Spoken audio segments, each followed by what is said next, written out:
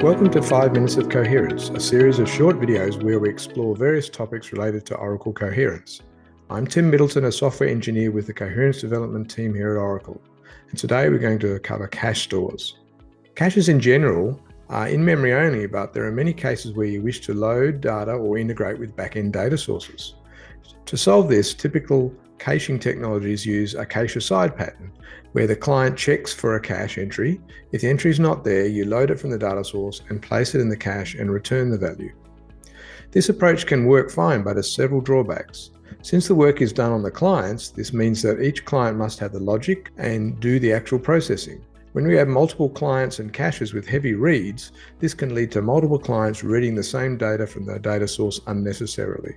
Coherence supports a better way of integrating with data sources by using cache stores, which provide transparent read-write caching of any data source, including databases, web services, package applications, and file systems. You can leverage out-of-the-box implementations such as Hibernate, JPA, or Eclipse Link, which are also known as pluggable cache stores. You can also create your own custom cache stores. There are multiple types of cache stores, namely read-through, refresh-ahead, write-through, and write-behind. There are also two advanced cache stores: the binary entry store, which provides access to entries in a binary format, and a non-blocking cache store to integrate with the data sources that provide non-blocking APIs. Let's now look at each cache store type in more detail. With a read-through, when a GET request is received for an entry that doesn't exist in the cache, the owning storage member of the key will call the cache store to load the data from the data source. On retrieval, the object is placed in the cache and returned to the client. On subsequent requests, the data is returned immediately from the cache. If there are multiple requests for the same key, then subsequent requests wait for the first request to get the data, and then they return the data. This ensures that only a single request is sent to the data source, unlike the cache aside method. You can also configure the cache with a time to live to expire potential stale entries.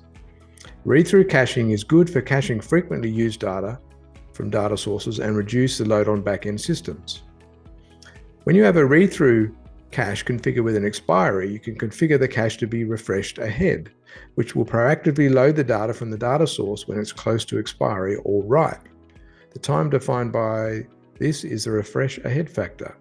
Refresh ahead is useful to keep data in the cache updated before it has been expired and therefore not causing additional latency for clients. Coherence write-through caching is a caching pattern where write operations on the cache store are automatically and synchronously written to the underlying data sources. This ensures data consistency between the cache and the data source. Control is not returned until the primary backup and cache store has been written to. Write-through is useful when you want to keep the data in the cache and the database in sync, and the cache is the system of record.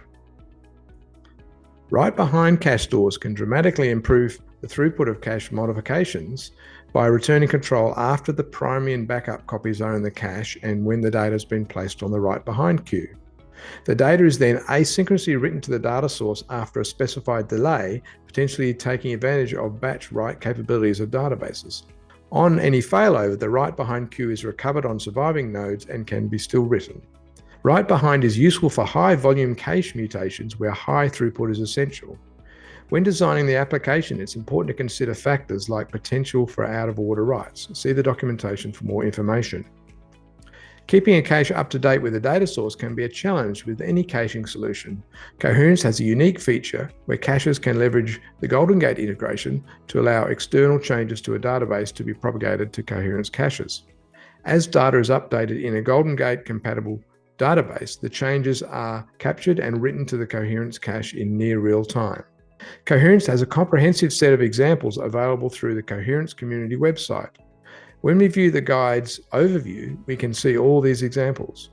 On choosing the cache store example, we can see an overview of the cache stores, as well as detailed code samples on how to use and work with cache stores. I would recommend you take a look at the examples for a hands-on introduction to cache store and Coherence in general.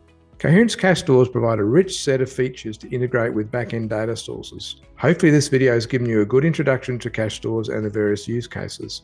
See the video description for more information on this topic and Coherence in general. Thanks for listening.